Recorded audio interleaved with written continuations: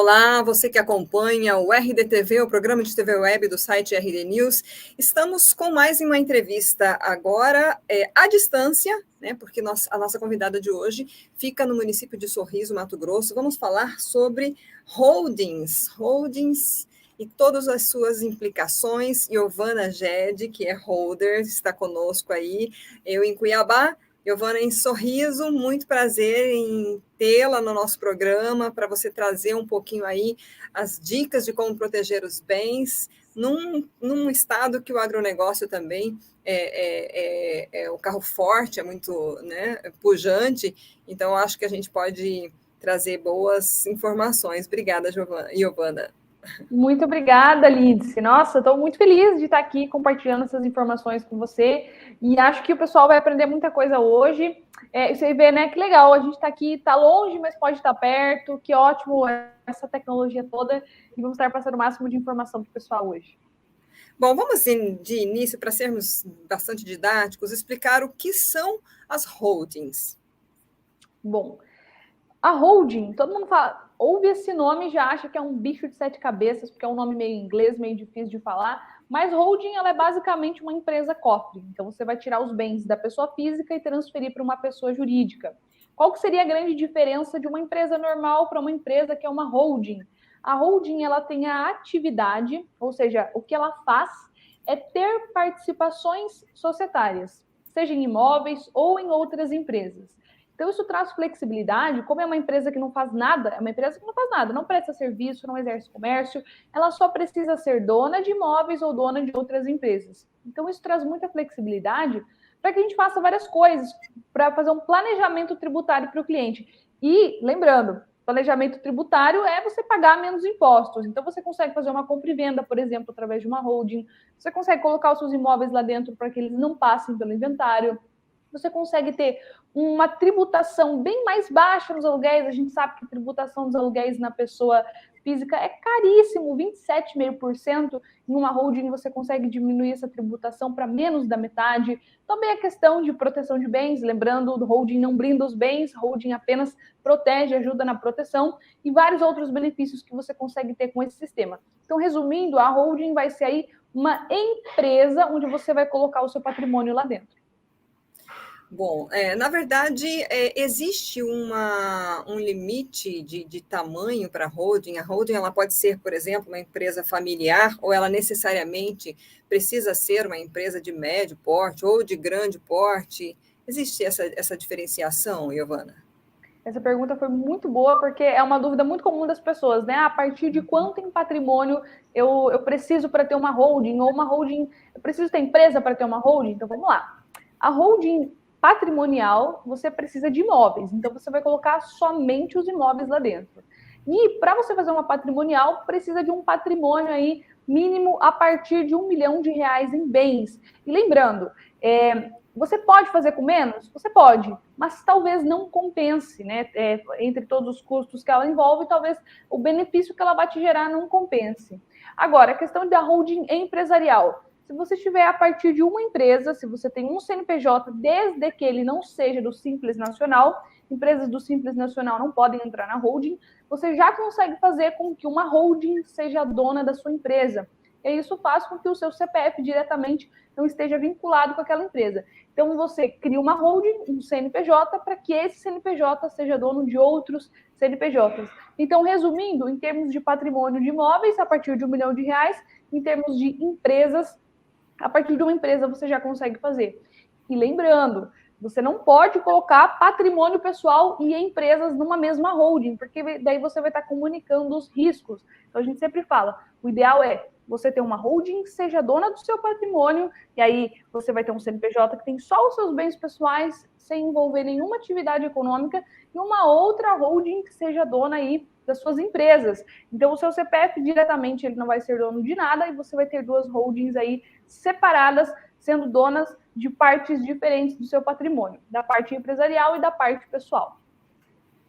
Bom, já que a gente está seguindo num beabá, digamos, uma forma didática, quais são os requisitos hoje para se abrir uma holding no Brasil e em que tempo se consegue fazer isso? Porque a gente sabe que existe muita burocracia na formação, na instalação de empresas, enfim, né? Como é que é isso, Giovana? Então, em termos de patrimônio, primeira coisa, você precisa estar com os seus bens regularizados. O que significa estar regularizado? Na matrícula do imóvel tem que estar o nome do titular, o nome da pessoa que quer abrir a holding. E aqui vale a gente também lembrar a diferença entre escritura e matrícula, porque tem muitas pessoas que se confundem, né? Não sabem a diferença. Ah, não, eu tenho aqui, tá na matrícula do imóvel o meu nome. Daí a pessoa apresenta o documento, na verdade era a escritura do imóvel. Então vamos lá. Escritura é aquele documento que você faz no cartório de notas de registro de pessoas físicas e jurídicas, que você faz lá para descrever o procedimento de compra e venda. Então, a Maria está vendendo uma fazenda para o João, eles fazem uma escritura onde eles vão descrever qual é o imóvel, qual é o preço, qual é a forma de pagamento. E essa escritura vai fazer com que oficialize essa compra e venda. A matrícula do imóvel já é no cartório de registro de imóveis. A matrícula do imóvel é como se fosse a certidão de nascimento desse imóvel. Então, lá vai estar indicando quem que é o dono, quem que já foi o dono anteriormente, a descrição dessa área, a localização dela. Então, o seu nome tem que estar na matrícula desse imóvel para que você consiga transferir ele para a holding. Outra pergunta que fazem bastante é: eu estou terminando o inventário dos meus pais, eu posso já colocar os bens direto na holding? Não tem como tirar os bens diretamente de um inventário e passar para a holding. O bem precisa ir para o seu nome, estar no seu nome e depois ir para a holding. Na questão da empresa, né, quais são os requisitos mínimos que você precisa? A empresa, ela não pode ser do Simples Nacional, como eu já comentei, e em segundo, ela também não pode ser uma empresa de pequeno porte, tem que ser uma empresa de médio ou grande porte para que ela seja integralizada em uma holding. E aí, você comentou o tempo, né? O tempo de constituição de uma holding. Uma holding empresarial, entre 2 a 3 meses, dependendo da complexidade, ela pode chegar até 6 meses para ser feita. Tem clientes que têm uma empresa, tem clientes que têm 7 empresas. Então, quanto maior o número de empresas, mais tempo a gente leva para essa holding ficar pronta. Na holding patrimonial, que vai envolver aí os imóveis, você vai ter um tempo médio de 4 a 6 meses, podendo ser até 8 meses, dependendo da quantidade de imóveis que a pessoa tem. Então, vamos pegar aí, uma média de 5 imóveis, você vai ter um prazo médio de 5 meses. Se você, às vezes, tem famílias que têm 20, 40 imóveis, aí já é um prazo maior, já vai ser um prazo aí de 8 meses. Uhum. Bom, você citou aí questão de proteção de bens, redução de impostos. Você pode passar algumas dicas para quem está iniciando? É claro que assim a gente sabe e percebe-se que você precisa ter um conhecimento um pouco mais aprofundado de holding para você entrar nesse negócio, né? Mas que tipo de orientações você pode trazer para quem está começando, quem precisa ainda dar um up, digamos, na sua holding? Como proteger os bens? Como reduzir de forma legal os impostos? Vamos lá, então eu vou dar aqui algumas dicas em relação para que você saiba se você precisa ou não de uma holding, se isso é interessante para você. Então, geralmente, os nossos clientes são clientes mais velhos, mas a gente também tem clientes mais novinhos. E aí, qual que é a primeira coisa que a gente analisa? É qual que é o valor de imposto de renda dos imóveis. O que é o valor de imposto de renda dos imóveis? É o valor que você pagou naquele imóvel quando você comprou. Então, em geral, imóveis que foram comprados há muito tempo ou imóveis que foram comprados há pouco tempo, mas tiveram uma grande valorização, você vai ter lá no imposto de renda, talvez o valor do imóvel, 300 mil reais. E o valor de mercado dele é 1 milhão. Então, quanto maior for a diferença entre o valor de imposto de renda do seu imóvel e o valor de mercado atualizado, mais compensa para você fazer uma holding. Vou citar aqui 2 exemplos práticos para você. Fora da holding, se você for fazer uma doação desse imóvel, ou se ele vem a cair no inventário, falando já em termos de sucessão, você vai pegar um imposto médio aí de 4% sobre o valor de mercado desse imóvel. Então, fez a doação em cartório ou ele caiu no inventário, joga aí uma média que a gente tem nos estados de 4% sobre esse valor. Agora, se você faz através da holding uma doação, você vai pagar de impostos 4% sobre o valor de imposto de renda. Então, na holding, você vai pagar 4% sobre 300 mil, que seria o valor de imposto de renda, e fora dela, 4% sobre 1 milhão. Então, é uma diferença muito grande. Já um outro exemplo. Ia dizer alguma coisa, Lídia? Não, eu estou surpresa, assim, que a gente acho que nunca consegue em geral, a gente não consegue pensar dessa forma, né? E analisar em números, né? É muito importante o que você está trazendo, né, Giovana? Você ia dar um outro exemplo? Isso, eu falei seu nome errado. Perdão, é Lídice. Outra questão de compra e venda de imóveis. Quando você vende na pessoa física, vou pegar esse mesmo exemplo, do imóvel que vale 300 mil no imposto de renda e 1 milhão no valor de mercado. Se você for fazer a venda desse imóvel na pessoa física, você vai pagar um ganho de capital de 15% sobre a diferença do valor que você vendeu, ou seja, 1 milhão para 300 mil. Então, você vai pagar 15% sobre 700 mil reais de impostos só para você vender esse imóvel. Já, por exemplo, em uma holding, você vai pagar 6,7%, alíquota de 6,7%, porém sobre o valor bruto da venda, não vai ser sobre a diferença. Mas aí, se você pega um imóvel que está 300 mil no imposto de renda e ele tem o valor de avaliação de mercado de 1 milhão, 6,7 sobre 1 milhão vai dar uma alíquota mais baixa, vai dar um valor mais baixo do que 15% sobre 700 mil. Então, são dois exemplos práticos aí que reforçam quanto maior a diferença entre valor de imposto de renda e valor de mercado que você tiver dos imóveis, mais compensa fazer uma holding. Bom, como é que fica a sucessão familiar na holding? Basicamente, quando você vai fazer a doação fora da holding, você está doando um imóvel. Quando você doa na holding, você está doando as cotas de uma empresa que é dona do imóvel. Então, por isso que você tem aí essa jogada da cobrança de impostos sobre uma base de cálculo diferente. E é importante lembrar, muitas pessoas sempre questionam, mas isso aí não é ilegal? Isso aí pode fazer mesmo? Isso aí é uma coisa que dá para fazer mesmo, Giovana? Uma coisa que eu gosto de lembrar, o que é ilegal é não pagar impostos, é sonegar. Agora, pagar menos, isso é totalmente legal. Isso se chama elisão fiscal. O que é elisão fiscal? É você procurar um caminho alternativo do convencional para que você faça a mesma coisa, só que pagando menos impostos. Então, você vai fazer a sucessão normalmente, só que vai pagar menos impostos. Vai fazer uma compra e venda por um caminho diferente, só que vai pagar menos impostos. Uhum. Mato Grosso, a gente citou aí a questão do agro, né? É um estado que, de repente, é interessante, é importante, né? A instalação de holdings, né, a criação, quem lida com agronegócio, né? Quais são as vantagens, além de tudo que você já citou, tem vantagens diferenciadas aí para o agro? Tem sim. Então, qual que seria a grande diferença, né? Qual que seria a grande vantagem para o agronegócio? Você consegue tributar a atividade do produtor rural através da holding. E aí você tem uma porcentagem, né? Uma alíquota de imposto diferente também. O que é muito comum. O produtor rural ele não paga imposto na pessoa física. Ele consegue descontar 100% de receitas e despesas. Então, no final do ano, ele consegue colocar lá que ele teve mais despesas do que receita e ele não paga imposto. Porém, o que acontece? Tem muitos produtores que a gente sabe que sobra bastante receita, né? Ele tem um lucro muito grande, só que isso não fica declarado.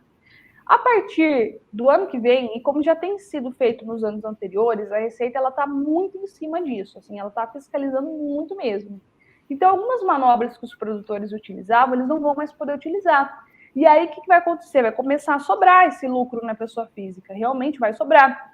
Vai ter que começar a ser declarado esse lucro. E aí, quando você pega esse lucro da pessoa física, você vê que eles vão ter que tributar 27,5%, uma tributação muito alta. Quando você passa essa tributação para uma holding, para uma pessoa jurídica, ela baixa, porque você consegue pegar uma alíquota diferente, por exemplo, do lucro presumido. Então, você consegue, às vezes, pegar uma alíquota aí, que você vai pagar 27,5% sobre 10% do faturamento total.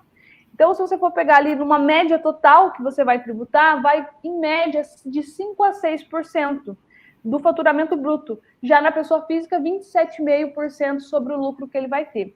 Então, realmente, em alguns casos, quando a gente vai fazer a análise tributária do produtor, compensa que ele passe essa atividade para a holding, aí ele vai tributar menos na venda de soja. Uhum. Ou algodão, enfim, qualquer que seja a produção dele. Produção, né? Bom, Giovana, eu sei que deve ter em cada situação algumas peculiaridades, que é importante que a pessoa conheça, saiba, seja analisado, né? Como você disse, quando você faz uma análise, se vale a pena, né? criar uma holding. Então, eu queria que você é da empresa Proteja Seus Bens, né, aí de Sorriso, queria que você falasse um pouquinho da atividade de vocês atendem todo o estado, como é que as pessoas podem procurar vocês para tirar essas dúvidas, né, para a gente encerrar aí, que eu sei que deve ter surgido, e acho que a intenção dessa entrevista é justamente criar, né, situações em que a pessoa, poxa, pensa e será que vale a pena? Será que eu posso? Será que, né, como você falou, são questões legais, mas eu acho que é importante, né, e aí cada um buscar aí o seu caminho. Bom, vamos lá. A Proteja Seus Bens, ela é uma empresa de gestão de bens e estruturas societárias. Então, a gente está aqui em Sorriso, Mato Grosso, mas a gente tem uma atuação muito forte nas redes sociais, nas mídias, na internet. Então, a gente atende o Brasil todo. Tem cliente do Rio Grande do Sul, tem cliente de Cuiabá, tem cliente de São Paulo, tem cliente do Paraná. Então, a gente tem clientes de vários estados e a gente atende tanto presencialmente quanto à distância. Aqui, a gente é focado realmente na constituição de holding para que o cliente postos. E aí o que é interessante é assim, surgiu aquela dúvida, será que ela é para mim? Será que não é? O que eu faço, né? O que eu faço agora? A gente tem um canal no YouTube que é Proteja Seus Bens, o nome é Proteja Seus Bens. A gente tem também perfil no Instagram, Facebook, TikTok, tem também o link do WhatsApp em todas as redes sociais. E o seguinte, você conseguindo entrar em um desses nossos canais de mídia, você já vai ter muita informação. Meu Deus, eu posto muito vídeo lá. A gente tem muito conteúdo didático, vídeos bem legais que ensinam com uma linguagem muito fácil sobre todos esses tipos de holding que eu acabei de falar para você. E o seguinte, holding é algo que você não faz assim da noite para o dia. Ah, eu escutei ela falando na rádio lá, eu vou fazer uma holding. É um tema que precisa ser estudado. É um tema que você precisa entender. E você só vai entendendo com o tempo. Então, a melhor alternativa é você acompanhar a gente nas redes sociais. E aí, depois você acompanhando, vendo tudo que a gente posta, vendo todas as informações, você vai tirando suas dúvidas por lá. E quando você vê que é o momento de fazer a sua holding, então você sempre fica à vontade para chamar a gente lá. A gente sempre vai estar disponível para ajudar na dúvida de todo mundo. Tá joia. Giovana, muito obrigada pelas suas informações, pela sua disponibilidade. Muito sucesso para vocês. Espero que instigue muita gente, né, a buscar os holdings aí. A gente precisa incentivar novas alternativas e, enfim, né, nosso país está precisando de grandes e bons empreendedores. Obrigada. Muito obrigada, Lídice, obrigada demais. E com certeza isso que você falou é exatamente isso. E um dos grandes problemas que a gente tem hoje em dia, né, é que o Brasil é um dos países que tem a carga tributária mais alta. Então, existem maneiras, sim, de você pagar menos impostos de maneira legalizada. E essa realmente é a missão do Proteja Seus Bens, fazer com que os brasileiros paguem menos impostos e usem esse dinheiro do imposto para investir em algo que eles realmente queiram e realmente seja para o benefício deles e para a sociedade. Beleza? Obrigada, viu, Lídice? Obrigada. Essa entrevista está disponível no nosso canal do YouTube, né, do RDTV, RD News, em destaque no site RD News, tem chamadas das redes sociais, é só curtir e compartilhar. Até a próxima, Giovana. Obrigada. Obrigada. Tchau, tchau.